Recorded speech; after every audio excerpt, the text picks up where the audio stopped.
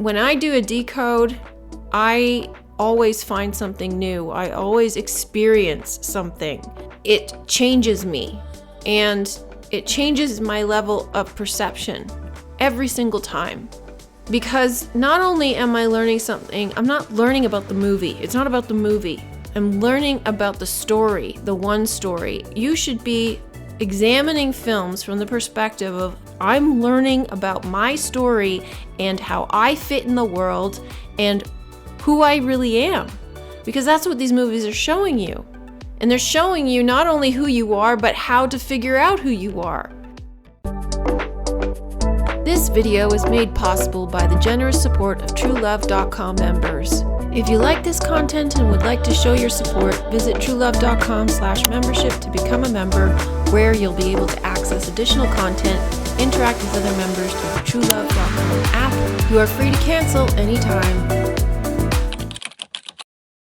The last few weeks, I've been doing some solid decodes and intense analysis of synchronicities and everything that's been going on.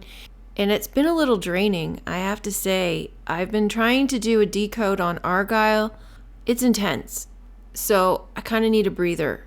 And if I need a breather, you probably need a breather.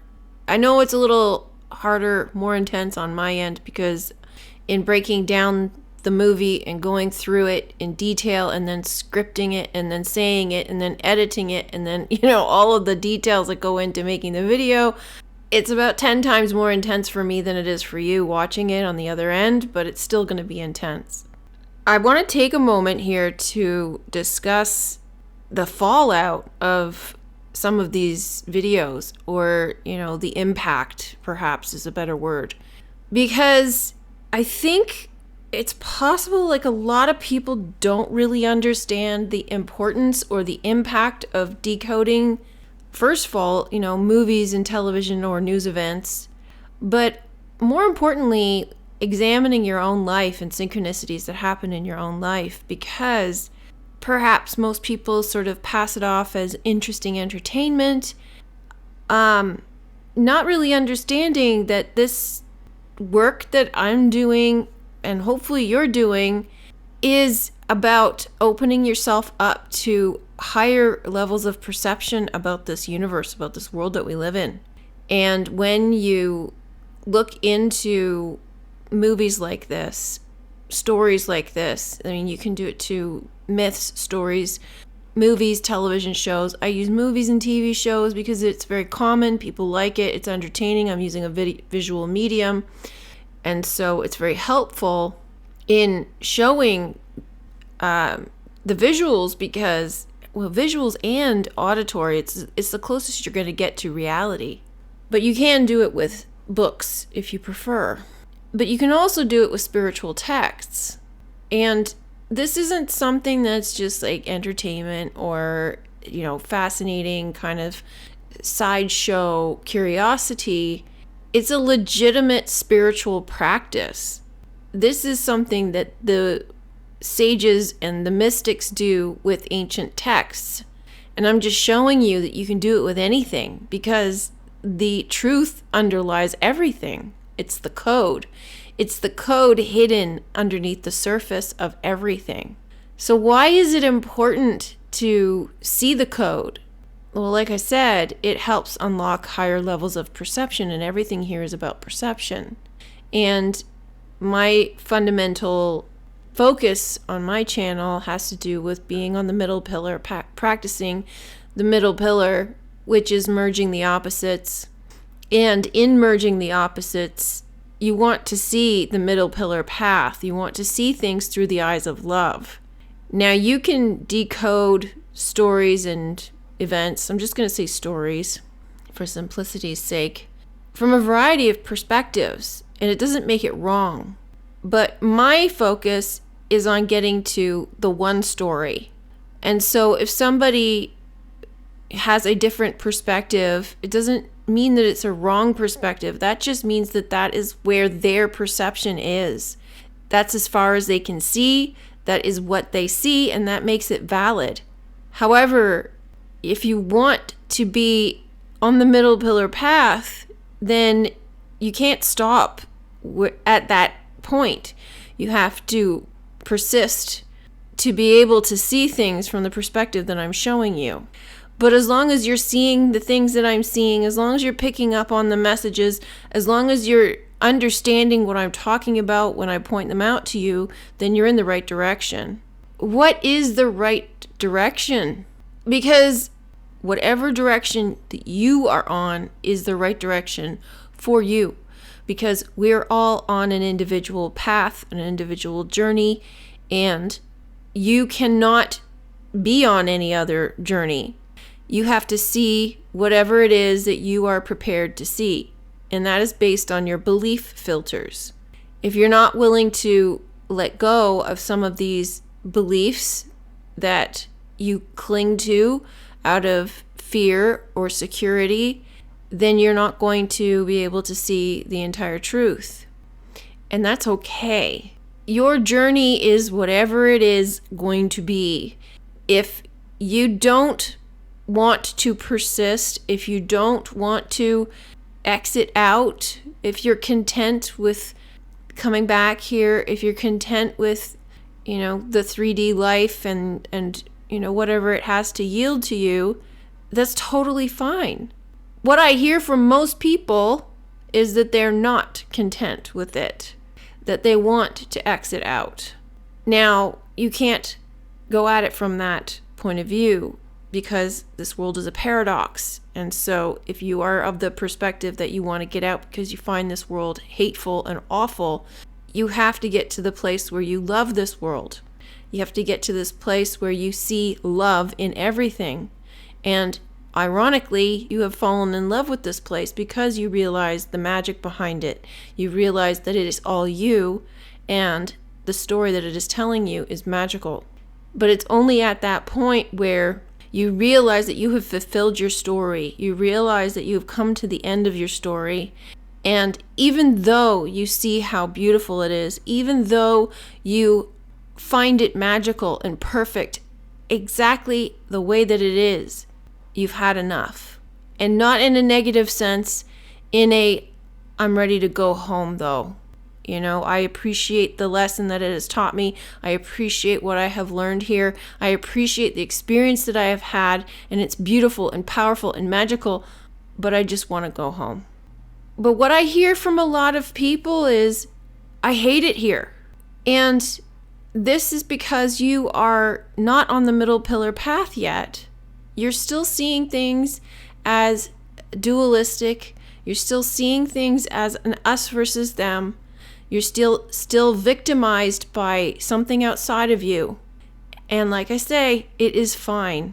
It is absolutely fine. Wherever you are is fine.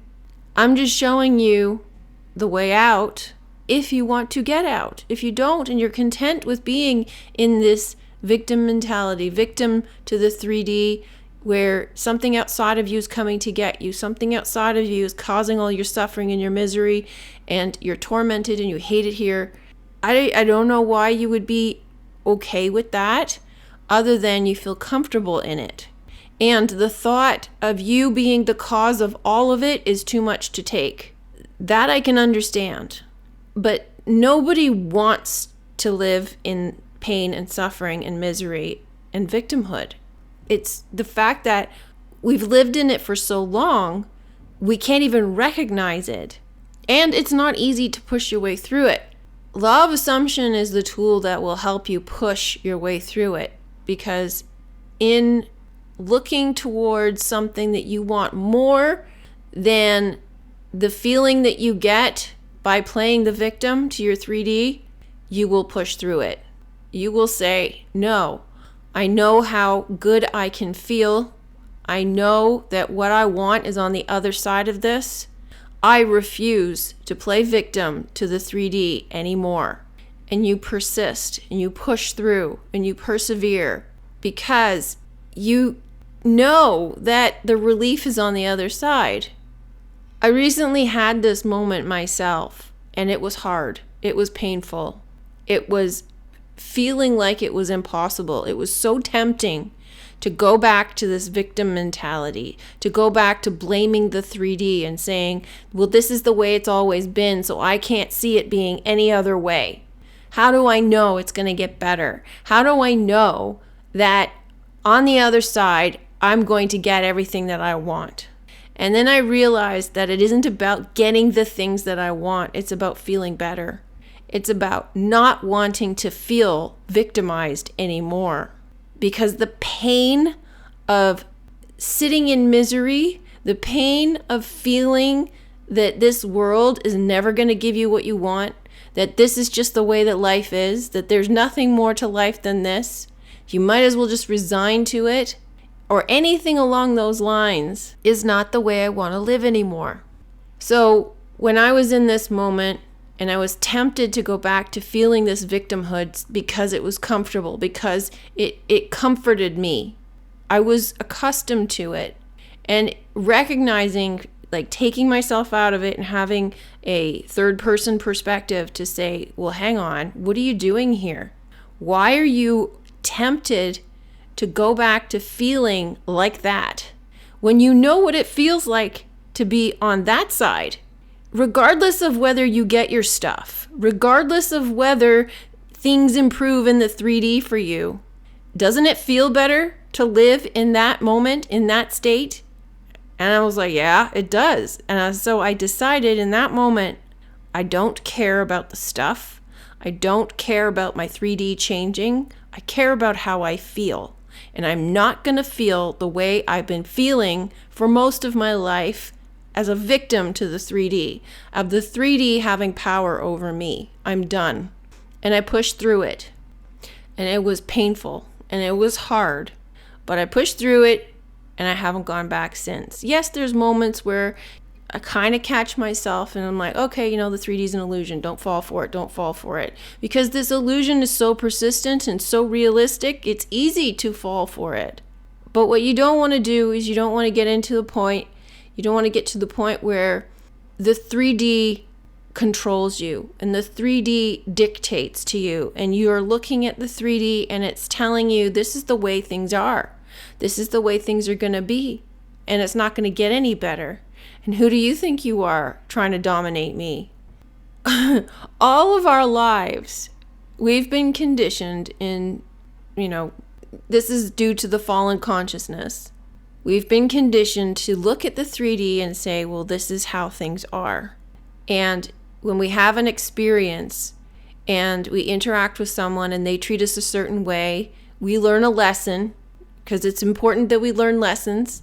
And we learn a lesson and we say, well, this person treated me this way. I'm not going to fall for that again. And then you look for that behavior because you want to be on alert for red flag behavior. And you say, well, look at this. Look at how many people around me have this red flag behavior. Not realizing that you're generating the red flag behavior because you're focusing on it. Well, it's great that you're focusing on it and you're recognizing it, but you don't want that to come into your experience anymore. But you don't realize that you're the one generating it, so how can you possibly not generate it anymore? So, backtracking a little bit into these decodes and everything and how our perception changes as a result. All of this work, even like ascension work, what is the point of ascension? What are we doing here? What are we trying to accomplish? And it's not really like an accomplishment. It's a state of being. It's a state of perception. And there's nothing for you to actually do because it's an automatic process. You decide that this is what you want and the universe delivers it to you. You are presented with things along your journey that will help you clear the way for you to be awakened, for you to be actualized, enlightened, whatever you want to call it. And those obstacles or ordeals or challenges or, events, what have you, are not always going to be easy. And so we come along this path and we get into the position where we think, okay, I'm doing all right here. And something comes along and it really shakes you up and it's painful. And then you move past it and you find the joy on the other side. And then you get into a lull for a while. And you're like, okay, well, where's the next one? Where's the next one? Let's go. and it becomes then this sort of, not really competition, but it's like, okay, let's get on to the next thing. And you're not really appreciating or savoring what you've just experienced. You're trying to get it over with because you're trying to get to a destination. On one hand, some people will say there is no destination, but the destination is heaven. It's the kingdom of heaven. It's the state of consciousness. And yes, there's going to be plenty of times when we fall out of that state. So it's a constant job to persist. But when you've gone through the process of changing your perception, that perception doesn't go back to what it was. It's once you've seen it, you can't unsee it. Once you see the duality and you merge the two, you don't go back. You might participate in the duality from time to time. You might forget a little bit here and there that this is duality, but it's something that you work on for a little while, and then you get practiced at it, and then you move on to the next stage. Another common statement I see is some people will appreciate the decodes, but they don't quite understand it. I don't quite understand how it's possible not to understand unless you're missing some pieces of the puzzle, and so the explanations aren't clear because you're missing those pieces. So in that case, there's not much I can do to clarify that on my end. But I think the best way to help anyone who is struggling with understanding the decodes is to do it yourself. And as I was saying earlier, you're going to see things from your perspective. So you're going to see, if you're in fear, then your explanation or interpretation of a film or its hidden meaning, it's going to be skewed in favor of fear.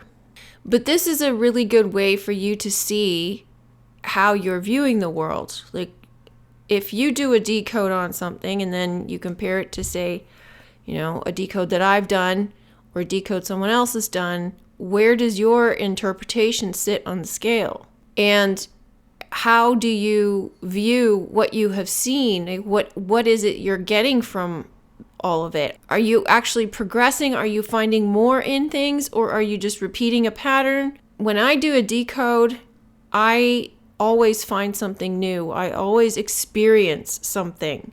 It changes me, and it changes my level of perception every single time. Because not only am I learning something, I'm not learning about the movie. It's not about the movie. I'm learning about the story, the one story, and it's my story. This is about me. I'm learning about me.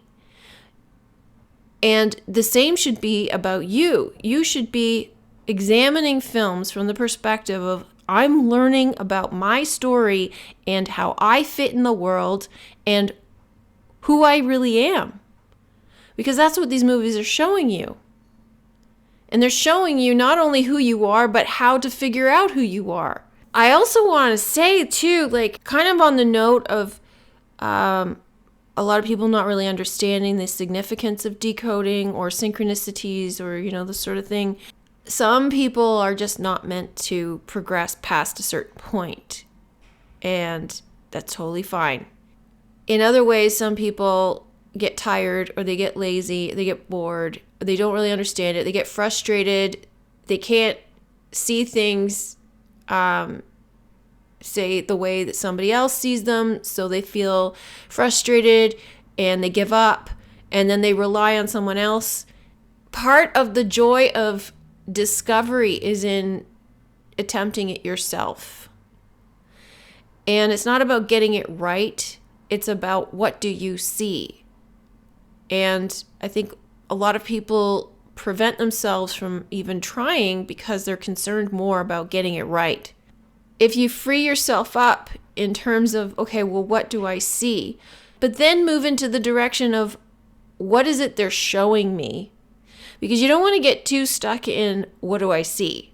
It's a good place to start, but what are they showing you? What is the message that's being conveyed? And when I look at movies, I'm looking for what the message is that they're trying to tell me. And I know what the one story is. And so I know how some of these messages link to that one story. So for me, I've been decoding now since 2020. So it's relatively easy for me at this point.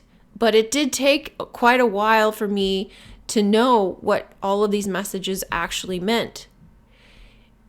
And if you're just starting out, you cannot expect to be expert at it right away. It's not complicated. It's just you have to know how to read it. And also give yourself a break because not everybody's going to be able to read it. Like I said, it's down to your level of perception. So if you're missing some of the pieces, you're not going to see it.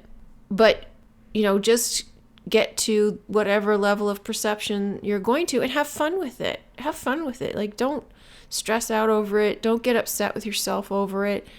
Now, some have said, well, where's the evidence? It's all great theory and everything, but where's the evidence? I don't really know what is meant by where's the evidence, because I show you evidence in every video. The decode is the evidence. And when you decode it yourself, you change your perception, so you have the evidence because you've changed your perception. That is the evidence. This idea of evidence is left brain, and that's a very masculine thing to want. It's like, well, is this evidence in the sense of, well, what is it showing me? Like, how do you know that this is the way or the path or what have you? Well, it's written in the Bible. It's in every religious sacred text. It's the same story everywhere you go. That's the evidence. So this is not something that can be proven to you externally. It's something you have to prove to yourself internally. You have to know it. And this is the problem with a lot of people who think this is just a theory or a belief. It's not a theory and it's not a belief. It is the truth. So I kind of have a bone to pick with law of assumption practitioners will say that there is nothing outside of you. And they will misinterpret it in the sense that the message in that is that there is nothing outside of you in the sense that you are everything. What is outside of you is also inside of you. That doesn't mean that there is no outside of you. And some people misinterpret it that way. They will say the external doesn't exist. You don't exist. Well, you do exist. You're having this experience. And this was said in Free Guy.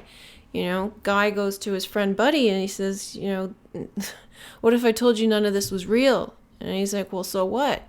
I'm having an experience with my friend. I'm sitting here listening to him. He's having a problem. If that's not real, I don't know what is.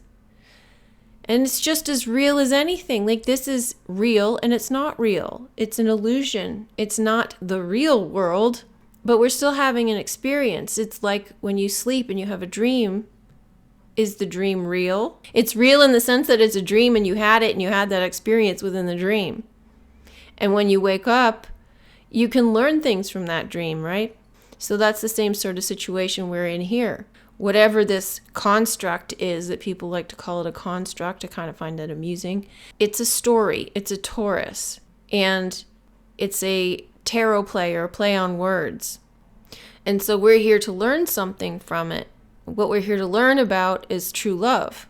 So whatever the experience that we have while we're here, we take it with us.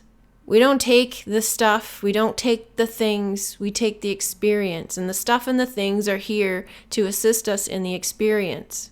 And that's what we take with us. We take it with us as a memory, which is like it was shown in Manifest when the people on Flight 828, when they returned, it was as if they had never left. It was as if it never happened. Because all of the people they had that experience with who were not on the flight had no memory of it because they weren't really there, because it was all a dream. But it was a real experience, because when they all came out of it, they all remembered it. And they all remembered it because it was still Michaela's world. So this is what we take with us. We take with us the memory of the experience of the dream. And this is why everything isn't here for the stuff and the things. We're not here for the stuff and the things. We're here to experience what the stuff and the things give us. We're here to experience the story. Time and again, when I do these decodes, I come across the same story. I come across more details that reveal the story. It's telling me this. The story showed itself to me. And yes, as a result, I'm attracting more and more of these types of stories. And a lot of people have complained to say, well, you're just seeing this because you're focused on it. Well, of course I am, because that's my perception. And you're not seeing it because that's your perception. And you're thinking it's a belief. You're not seeing the evidence. You see the evidence in your own life. You see the evidence in the experience you have when you go through the decodes, when you examine the story for yourself. If you watch these videos and you take it in and you consider it and you examine it for yourself rather than just observing it as a piece of entertainment, it's a form of philosophy. It's a form of spirituality. You're supposed to ruminate on it. You're supposed to reflect on it and examine it and see it in your own life. And if you're not doing that, then yeah, it's going to appear to you as if it's just a belief or a theory or entertainment, because that's how you're viewing it. So when I go through these videos or these movies, it's a very intense experience for me because it's unlocking deeper levels of perception, higher levels of perception. It's bringing up memories. It's bringing up past lives. It's bringing up truth. It's bringing up like so many connections. And, part of that is because I'm the one who's doing it. It's my experience. It's what I'm here to do. And so for me, it's probably a little more powerful, a little more strong than, say, somebody who's just watching these videos, rather.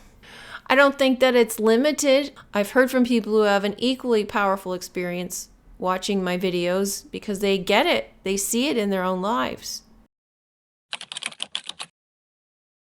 So I want to talk a little about synchronicities because the last video I did was really quite powerful.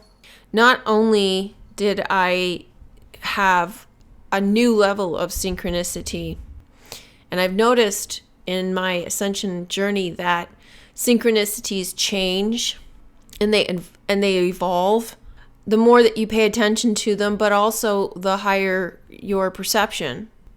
In terms of Jacob's ladder, you're elevating your perception. And in terms of elevating, you're seeing things from a higher perspective. So you're able to see the layers below you in the sense of like lower consciousness and seeing things from a 3D perspective, to overcoming the duality, to overcoming the 3D, to realizing how everything's fake, all the levels of perception that you have, you can still see things from those levels of perception.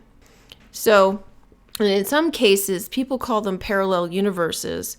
I find it a little easier to interpret it if you're saying it's perception, because what is a parallel universe other than just a perception?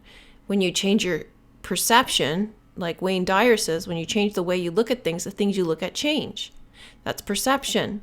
So parallel universes is nothing more than perception. So you shift your perception and you experience a whole new world. And this is the game. The game is to change your perception to Christ consciousness. So as I've been going through this experience, especially through decoding and everything, I have changed my perception multiple times.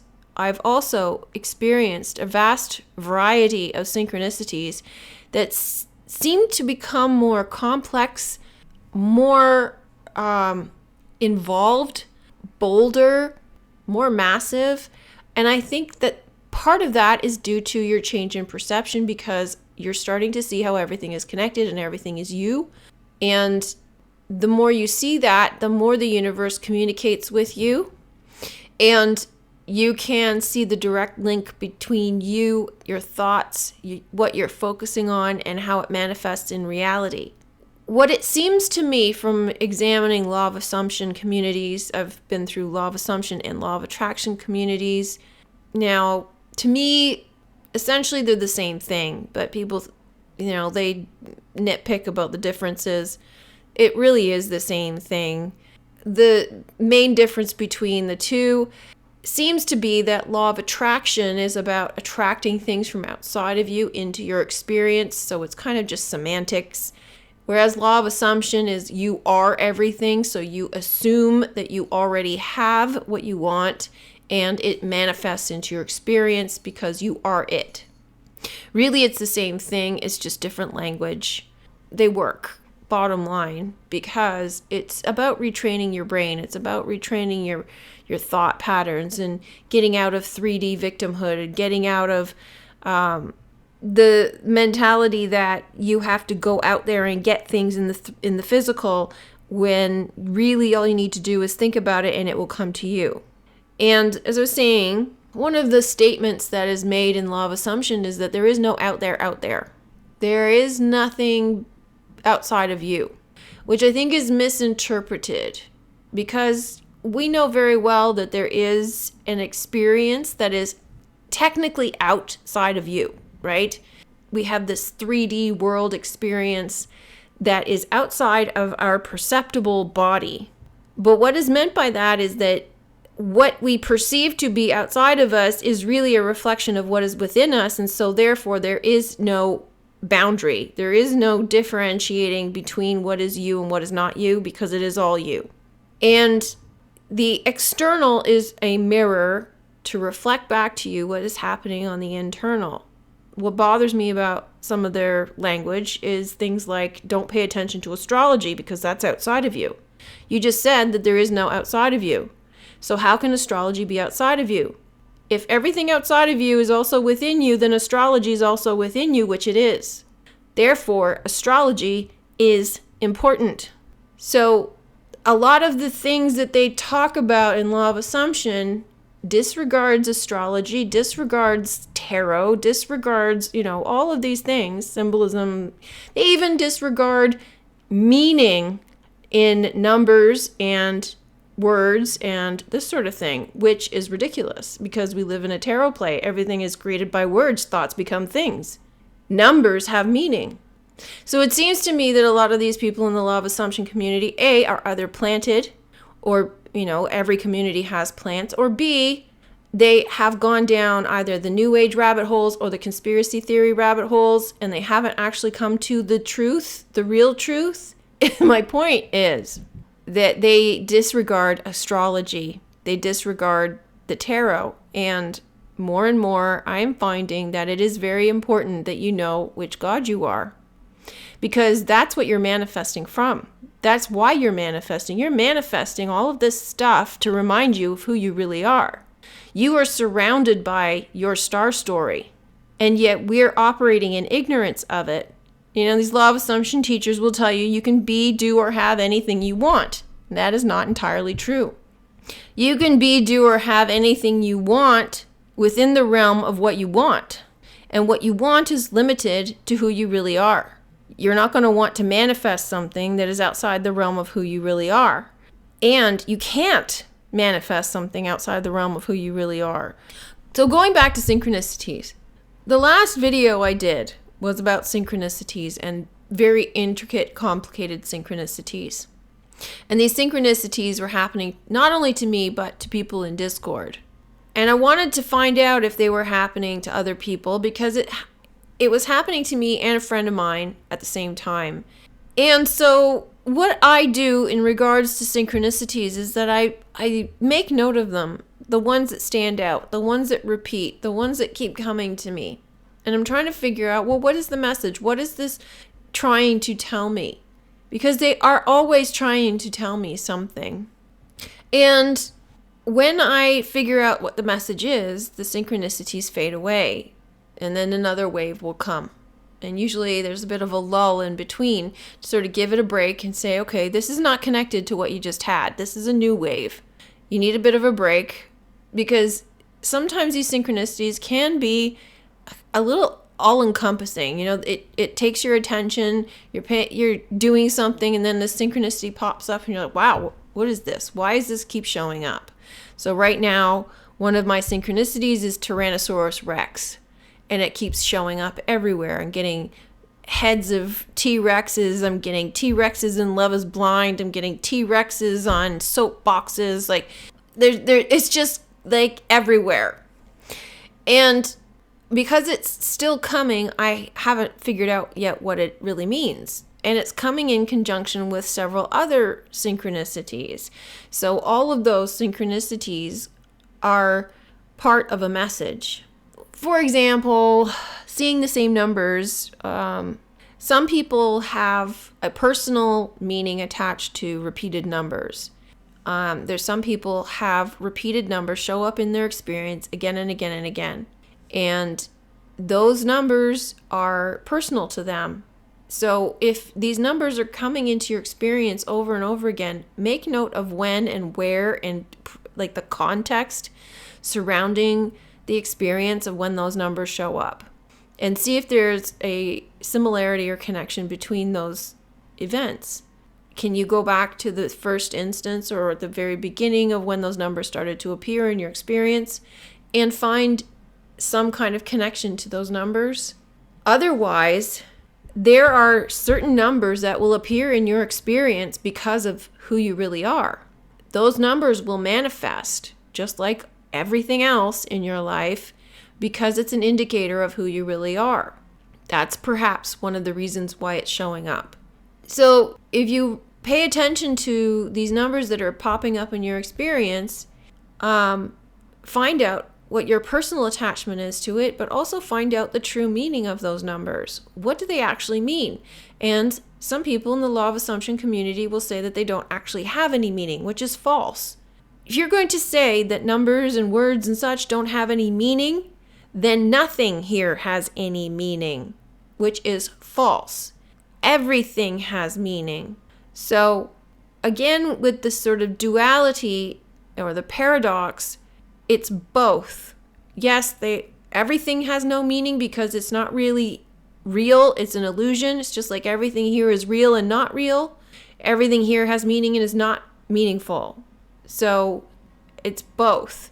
Now, what does that mean? What does it mean that everything has meaning and doesn't have meaning? Well, within the context of this world, it has meaning.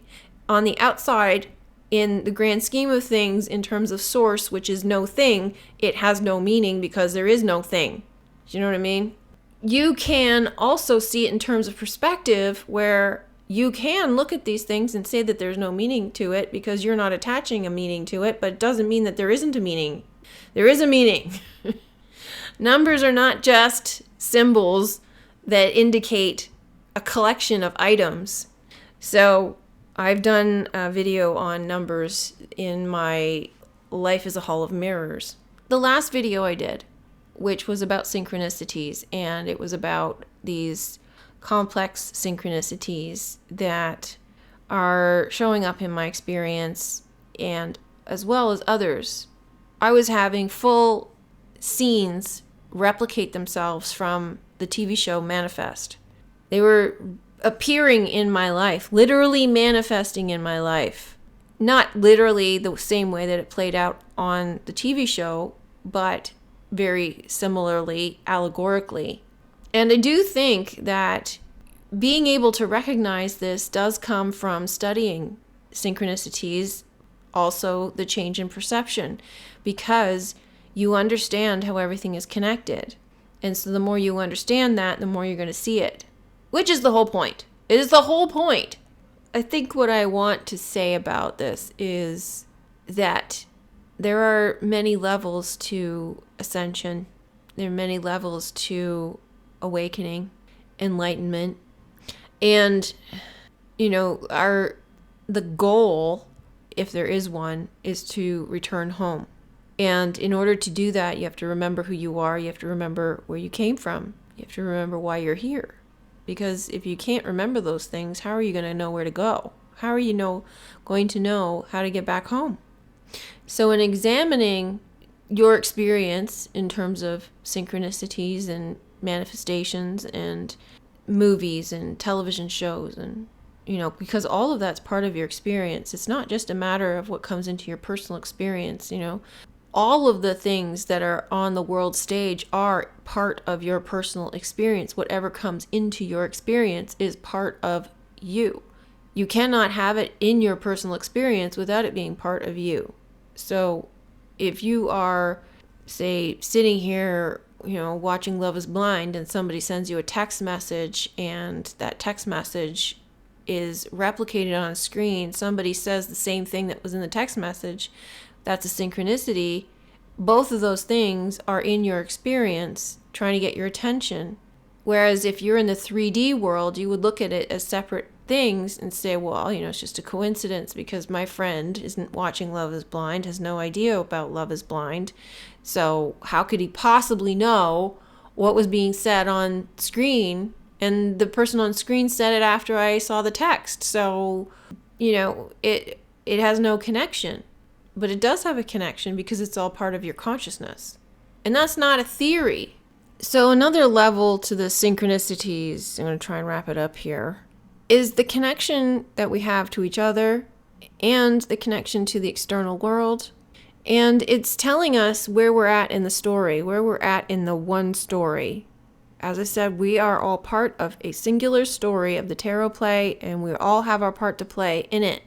And when you are able to decipher the messages that are put on the world stage, you will be able to see where you're at, where you are at personally, and where the world is at in this solipsistic, shared, co-created experience in the story.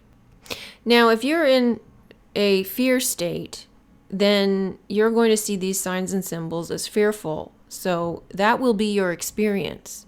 You will manifest fearful experience. If you are not, if you are in the love state, Christ consciousness, you will not experience the fear, because the people who are stuck in 3D or victim consciousness, they're not going to be protected because they're going to look at the 3D and it's going to scare them. It's important that you change your perception. It's important that you recognize where you are, who you are, why you're here, what's going on, what's the story, what God are you. All of these things are important, but they may not be important to everyone. From my perspective, it's a little frustrating because to me, it's very important. It's the only thing that matters. But to a lot of people, it doesn't matter. To a lot of people, they're still stuck in the 3D. They still want the carnal pleasures. And that is what is important. And they'll get to a point where, they'll get so far in the truth, and then they'll get tired of it, or, just want a break, and they fall back into the spell of the 3D. So, it's fine. It's your experience and it's your choice. But if this is you, ask yourself, is that what you really want? Because if it is, you're just going to come back here again. And I think maybe ask yourself, have I put in all of this work to just come this far? Do I want to come back here and do it all over again? Am I okay with that? Am I okay with how far I've come? And if you are, great. If not, then get back on the path and keep walking. Because the synchronicities that we were seeing was showing me how we're all connected, was showing me how not just we're connected as individuals, we're connected in the stories that are manifesting around us. I'm also seeing how these movies are manifestations. There's no way they're created the way that we think that they're created. They come from consciousness, and people get inspired to create, and that inspiration flows through them to create that product or, movie or television show. And they may not know why they put in the show the way that they put it in there, or why they put it in there, but it was divinely inspired. It felt right. they left it in there, and a lot of it is hidden, which is the stuff that I'm showing you. So my experience in decoding Argyle has been, and it's like this with every film that I decode. As I'm decoding it, I am putting my consciousness into the film. I am in the film. I don't know how else to explain it. I'm literally in the film. It is me. And I'm looking around this world, experiencing this world, and simultaneously looking through the veil onto the other side, which is the hidden code behind the film, the code that cannot be erased. This is the hidden code that's in everything. This is the code that Neo in the Matrix saw. This is what I'm reading, and this is what I'm showing you. This is what you have to see if you want to, you know. And I'm assuming that if you're on my channel watching my content, you do want to. So that's the experience that I'm having with Argyle right now. I had that experience with Don't Worry, Darling. Like pretty much everything that I decode, I have this experience, but it's intensifying. Like the movie Argyle, which a lot of people have panned. From my experience, from what I have seen, from my decode, Argyle is fucking genius. It is meticulous. It is detailed. It is nuanced. It is pure perfection. Just like every other film that the critics pan, like Don't Worry, Darling, they're not seeing it. They're not seeing it. They're looking at it from a 3D perspective, a misinterpretation of what a story is supposed to be about. I'm looking at it from the perspective of the hidden meaning, which is the true story that's shining through. And I'm noticing with these films that the ones that are panned are usually the ones that have more coded messages in it. And what I see this to be is this is part of the flip to the divine feminine. And this is the way that filmmaking is going to turn, because filmmaking in the past was more geared towards optics and, you know, sensationalism and making sense in a sort of linear, literal fashion, plot points and that sort of thing. Now, I'm noticing more and more the subconscious, the unconscious is coming to light. Therefore, the movies become more creative and they become more mysterious. His story versus mystery. So it's his story versus Miss story or mystery. The subconscious or the unconscious is coming to light, and therefore the stories are becoming more mysterious. They're becoming more cryptic. They're becoming more cerebral in a sense that you have to actually think when you watch these films. It's not a brain dead operation. There's philosophy in it. There's mysticism. There's spirituality in it. And it's obvious to those with eyes to see, not so obvious to those who are, you know, not seeing. And, you know, in Don't Worry, Darling, they say, what's the enemy of order? And the enemy of order is chaos. But chaos is feminine, order is masculine. You can find the order within the chaos. The more you give in to the chaos, the more you find order in it. And there's beauty in chaos. So you want to find the balance between the two, technically. So in delving into Argyle, I'm seeing more subtleties, more details, more, it's not just what I see, it's how I see it. It's the experience that I have in seeing it. It's the feeling that I get when I see it. It's the revelations that I have. It's the connections that I make. It is what it reveals to me, not just within the film, but it's what it reveals to me within myself and this world, and making the connections between the two or the three, and the beauty and the power of that. And this is, you know, it becomes a little bit addictive, because, you know, this is my happy place. My happy place is decoding movies and such, but it's intense at the same time. You know, it's like getting a bunch of synchronicities. It can be intense and it can get overwhelming, and because it touches your subconscious, which is the whole point. The whole point of all of these is to get the attention of your subconscious, to bring the subconscious to light. Synchronicities is your subconscious or your unconscious talking to you. And when you look for the hidden meaning and you try to figure out the hidden meaning, you're bringing it to light. You're bringing it to your conscious mind.